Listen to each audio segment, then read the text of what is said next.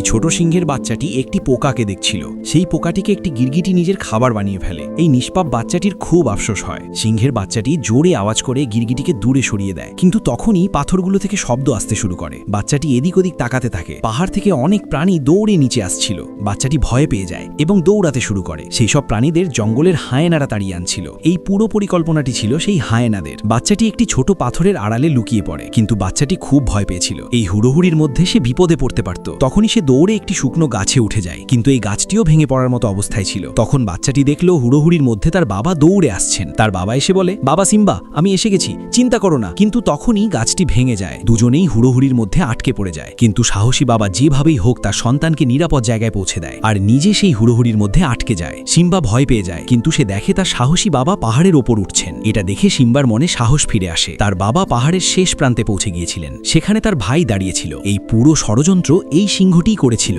সিম্বার বাবা তার ভাইয়ের কাছে সাহায্য চায়, কিন্তু সে তো সিম্বার বাবার জায়গা নিতে চেয়েছিল। সেই কারণে সে নিজের আপন ভাইয়ের সাথে খারাপ আচরণ করত।